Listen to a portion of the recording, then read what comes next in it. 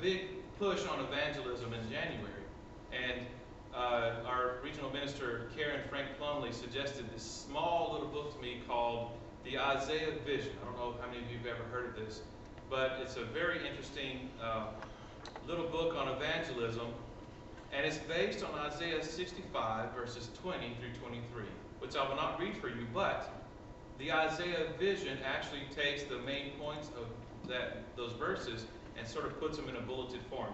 So I'm going to give you the bulleted form. The Isaiah Vision has the following points: that children do not die,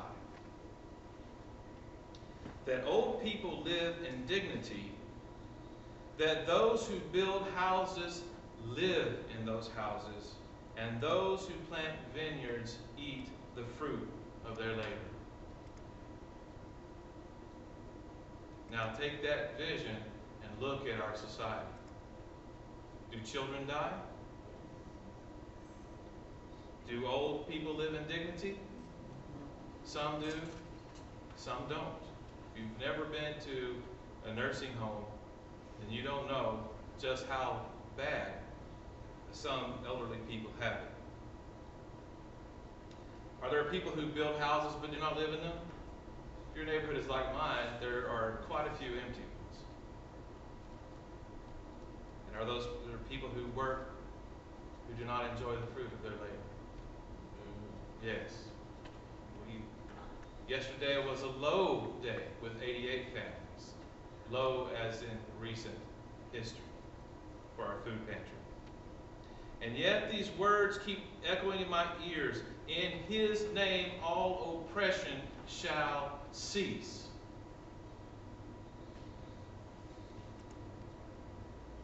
And as I was reading through these passages, what really struck me was there in Isaiah 11, kind of between verses 3 and 4, where he says, he shall not judge by what his eyes see, or judge by what his ears hear, but with righteousness he shall judge the poor, and decide with equity for the meek of the earth. He shall strike the earth with the rod of his mouth, and with the breath of his lips he shall kill the wicked. And he goes on and on.